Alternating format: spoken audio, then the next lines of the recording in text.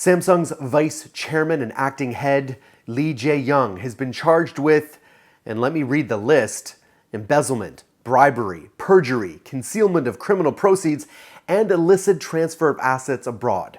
And for those of you keeping track, he is the son of the chairman of Samsung, Kun-hee.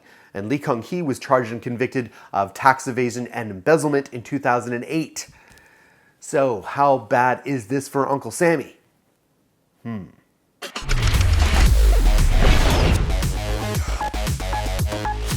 According to the Korea Herald, major business projects have already slowed or even stopped entirely. This includes Samsung's acquisition of Harman International. Lee was arrested a day before Harman shareholders were expected to vote on the acquisition. Other investments are also going to be trickier to finalize as there are limits to what Lee's stand-in can do. Samsung's share prices also fell in wake of Lee's arrest. Now that all sounds pretty bad, right?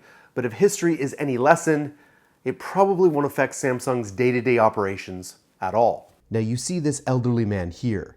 His name is Lee Kun-hee, and he's not only the chairman of Samsung, but he is the father of Lee Jae-yong. You see, in 2008, Lee Kun-hee left Samsung after being indicted and found guilty of tax evasion and embezzlement.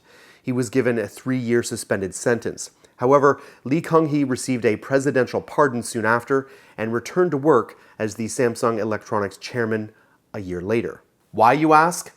Well, it's sort of like Canadians' irrational devotion to the Toronto Maple Leafs. They can suck criminally bad on ice, and we still love them.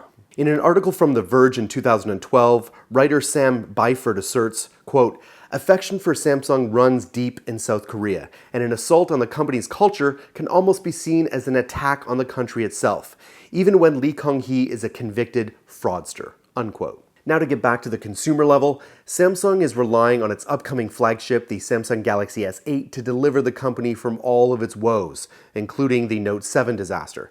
Though there is concern about how this situation will impact its development, it is unlikely that Lee's absence will cause any significant delay in the delivery of Samsung's next flagship.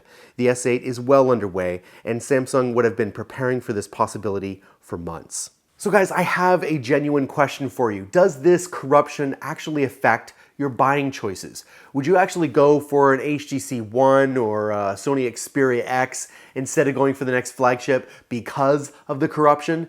Would that actually change your choices? Let me know in the comments below. Do you guys remember from like 15 years ago when people were making money hands over fist in the .com bubble? Remember, we didn't call it a .net bubble or .org bubble. We didn't call them .biz billionaires. We called them .com billionaires, because that's the power of a .com. Now, why is that? Because no domain name extension tells your story with the same degree of trust as a .com or .net domain name. .com and .net domain name extensions inject credibility into your online presence. Save 15% on domain names and web hosting when you use our coupon code ANDROID at domain.com checkout. When you think domain names, think domain.com.